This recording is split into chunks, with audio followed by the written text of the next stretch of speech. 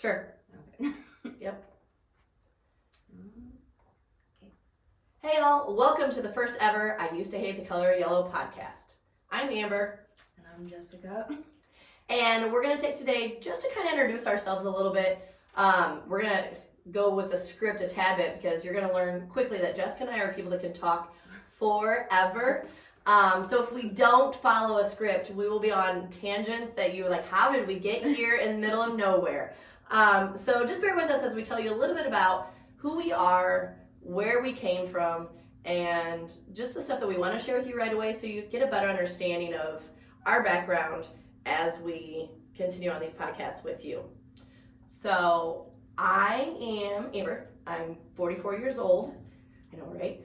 I'm a wife for 16 years. Doug and I got married back in the early 2000s. I'm a mom of 2 children.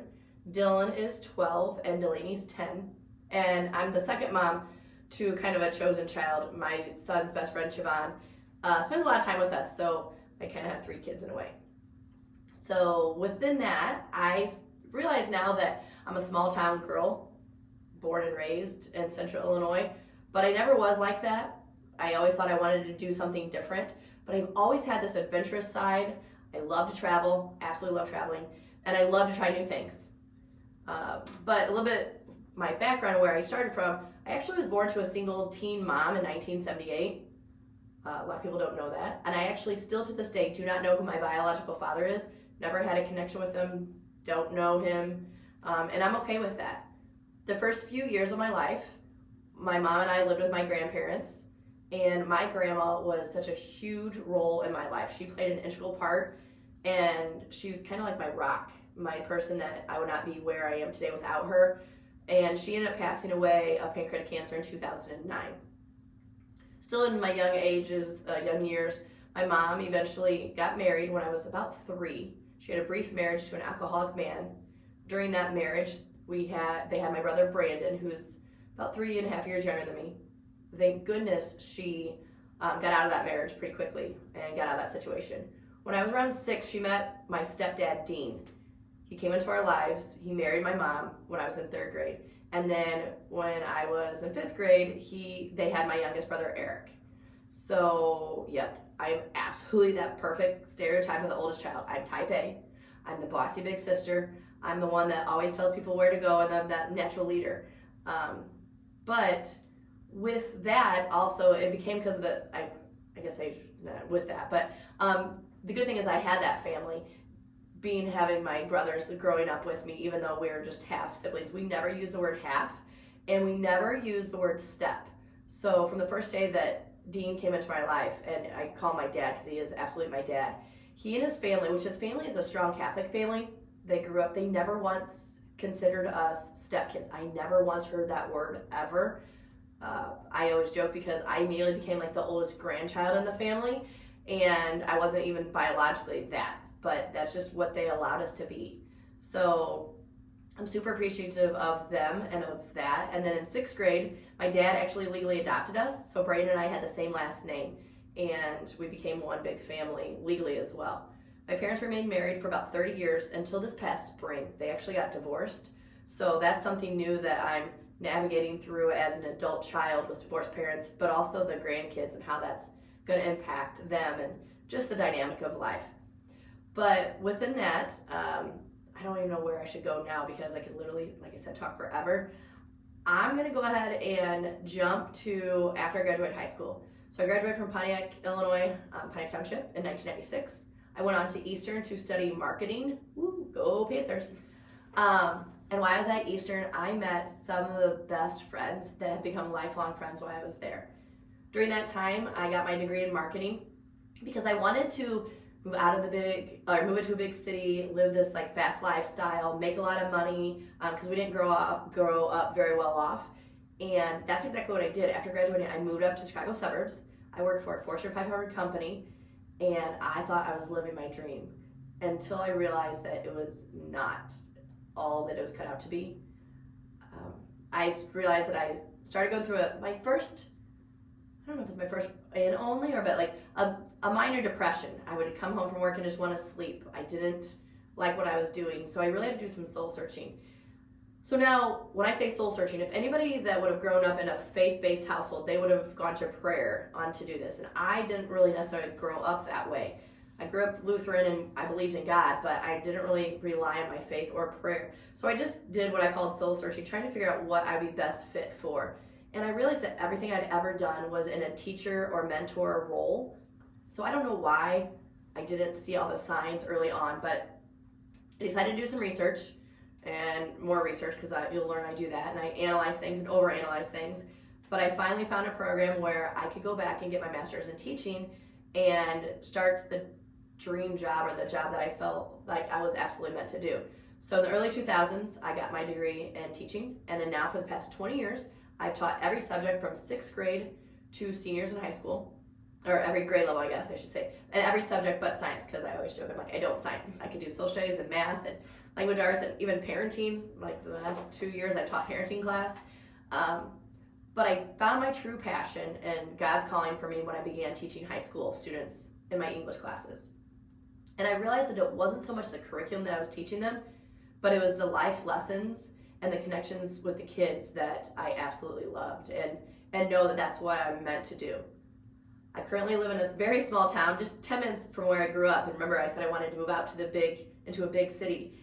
So my original town was 10,000 people. Now I live in a small town of Flanagan, which is only 1,100 people. And up until this August, I had been one of only 2 English teachers in our pre-K through 12th grade school building. I lived so close to our school that I could literally drive the golf cart or ride my bike. Not that I did the latter of those two. And I planned on teaching in that classroom, in that upstairs old classroom that was built in 1942, until I was able to retire.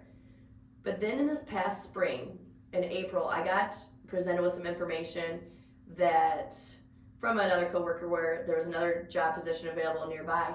And I was not looking for it, but I feel like it came and found me. So again, more soul searching. And this time I did lead and did a lot of praying and talked to my family and decided this is what I needed for my life. I took and made the hardest professional decision I've ever had to make, which led me to leave my school, and I now teach at a district 25 miles away. So that is where I am now. You know, all these major life events have led me to where God wants me to be, and I'm doing His work for a purpose, and I truly, truly believe that. I feel like every day I get to share stories and my perspective on daily lives with my students and my friends and coworkers, but I feel like this is my opportunity to do that in a bigger scheme beyond my classroom walls. So that's a little bit about me and I guess where I came from. And she was everyone's favorite teacher. Aw, thanks. Sorry. It's cold season in Illinois right now. You're going to hear us sniffling and coughing a little bit. We'll try our best not to. Yeah. So, I am Jessica. I am 24 years old, and I am originally from a small farm town called Cornell, Illinois. You're looking at about 450 people. I came from a split family, or I come from a split family. My mom and my father divorced when I was 3. My father remarried shortly after, and my mom was in a relationship for a while with my now stepdad. My father and stepmother came from similar home lives as far as that goes. On that side, even though there were other troubles I had gone through, my stepmom's family treated me like I was their own. Hung out with all the cousins, all of her nieces and nephews. I remember going out to my aunt's farm. So we also on that side never used step or halves. That wasn't allowed, which was the one thing that was really nice. My mom's side of the family came from the rough side of Joliet, Illinois. My mom had an extremely hard life. So as you can imagine, all of us are a little rough around the edges. Each one of her kids, my mom has 4 kids, including me. We have either gotten into fist fights, have dealt with some sort of addiction, as well as getting locked up. I'm the one that's never been technically locked up, but I've also been technically arrested, I guess. I was read my Miranda rights and cuffed and in the back of a cop car, but I got out of it. Yeah, my mom did love us and didn't want to experience the lifestyle she went through. But she also taught us how to hold our own, and if we needed to handle it, we handled it. On that note, my stepdad's family came from a lot of love. They knew how to love, they were raised in love. They are the seemingly picture perfect family, and I know that every family has their stuff that they've gone through. It's just on the outside, it was very much so we were rough around the edges, and they seem like a picture perfect family. And I have never felt like I could fit into that mold. I often felt like I had to earn a spot in that family as much as I tried. I could not fit into that mold. And don't get me wrong, as I've grown up, things have gotten better, but there's stuff that I do still struggle with.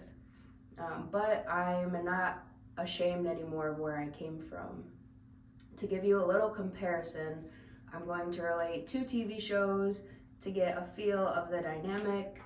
My mom's family is like the show Shameless, and my stepdad's family is like Full House. If you haven't watched either show, look them up on YouTube so you can get a feel of my dynamic. I graduated high school when I was 17, and I was off to the city. I went to Victory College in Tulsa, Oklahoma, and I also worked in the restaurant industry as a server. I ended up going through a rough breakup and ended moving to Houston, Texas. As you follow along in my story, I've moved around a lot. But I worked my way up to management in Houston. Again, I'll talk about that more later, but I ended up hitting rock bottom with addiction, which made me realize I need to go back home to sober up. The following year, I ended up going through another bad breakup. Crazy enough, during all of this, I was offered a marketing internship in Palmer Lake, Colorado, and that saved me from that breakup. I am not ready to settle down quite yet. I don't have any kids, but I'm an aunt to 12. Their age ranges from 9 months to 19 years old. I love all those kiddos like they're my own. I watched practically all their first word, first walk, first day of school, and I was even at the hospital for a couple of their first breaths. I don't know if that made sense, but breath, Yeah. I was there. Yeah. Okay. I mean, I've followed along with that. Breaths. Last year I started working at a girls' home for kids who are in DHS custody. I found out quickly that the foster care system was now my passion. During my time there, I was able to share my stories with the girls and try to help them navigate their trauma, as well as them actually help navigate my own trauma. My life is very much so full of ups and downs and twists and turns. I am newly navigating bipolar disorder. Obviously, I've dealt with it my whole life, but finding out like that's what I'm dealing with, like putting a name to what I've been going through. But it is my diagnosis, but not my truth. I'm a pastor's kid who lived a double life. When I left my small town, I realized how the world really was. It was a culture shock. Life outside the small town is a whole different world. I was assaulted on a couple different occasions because my nature was to trust. I realized out in the real world you can't be so trusting. That really shaped my character. I did toughen up quite a bit, but the downside of that toughening up part came with a price. When I visited home, I put on the church girl mask, When I was away in Houston, I lived the street life, which again we'll dive in deeper in this podcast. Unlike Hannah Montana, my double life wasn't the best of both worlds.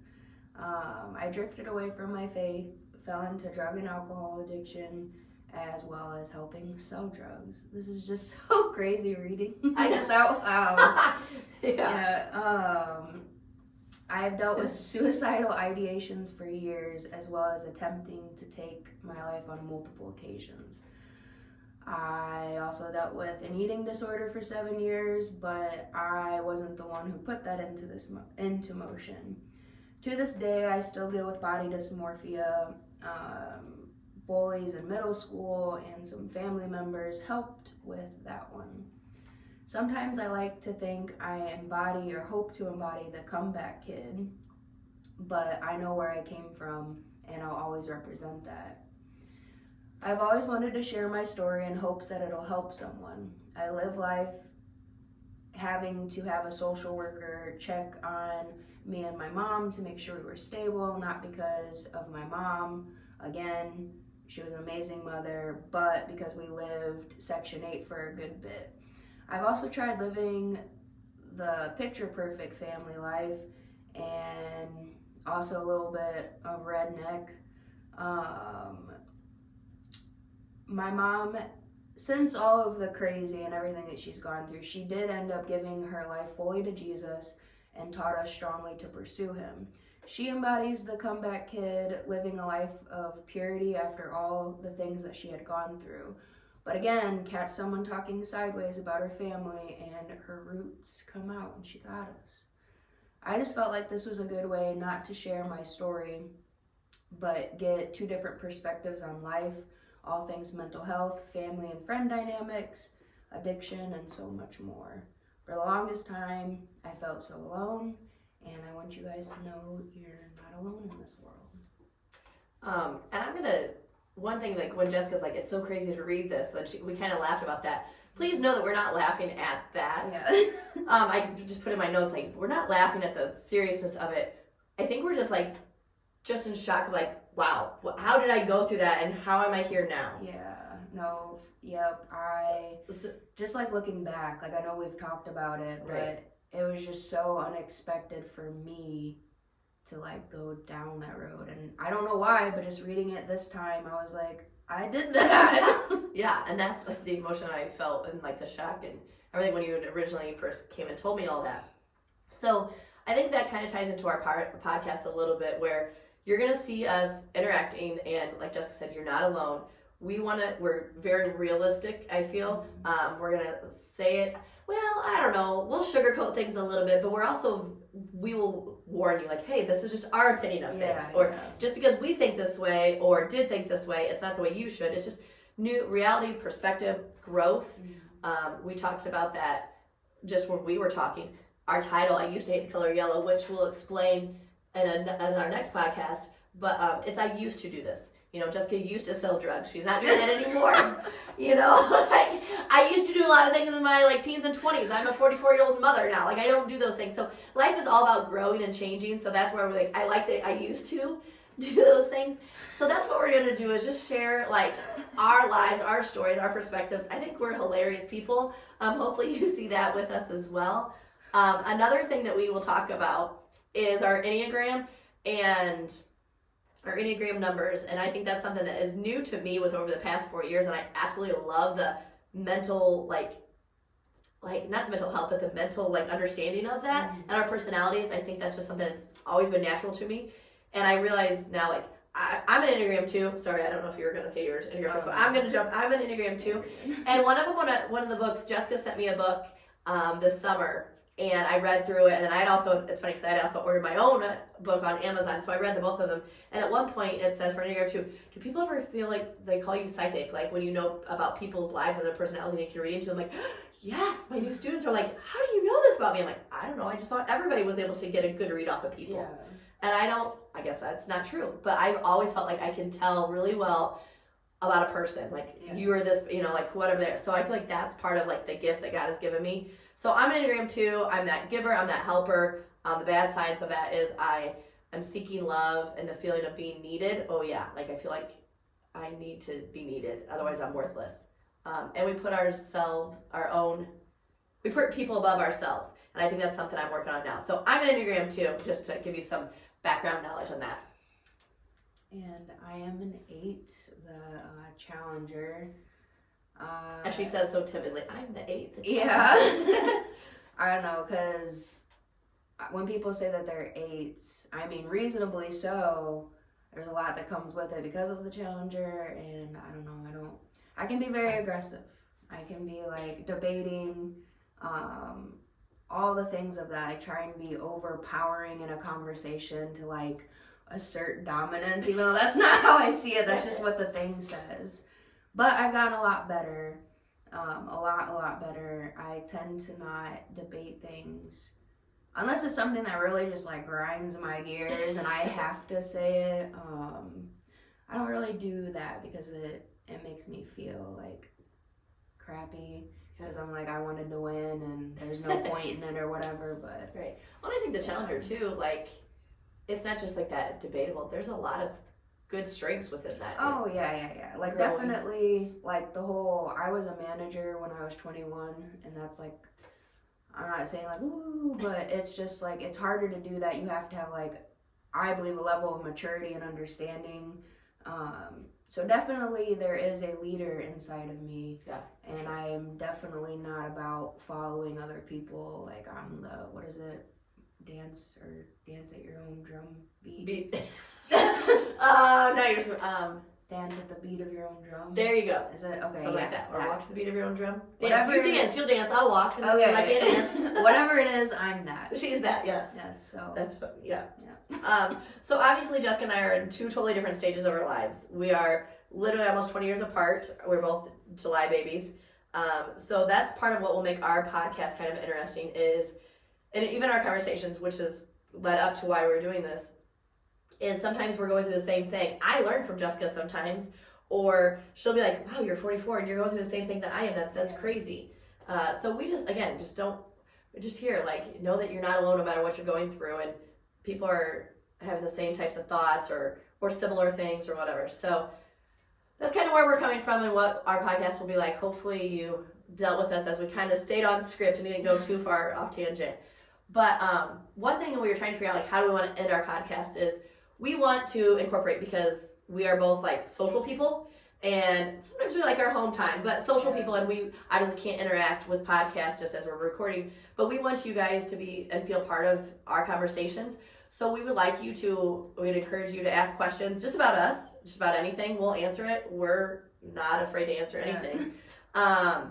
But since you haven't been able to do that, comment, ask questions, share, like, all that stuff that you have to do on social media.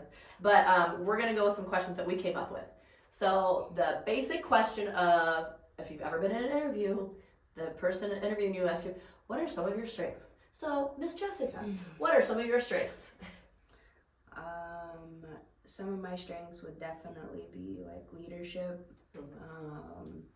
And I don't know, I guess just a part of another 8 is being able to like look at a situation and coordinate it to work.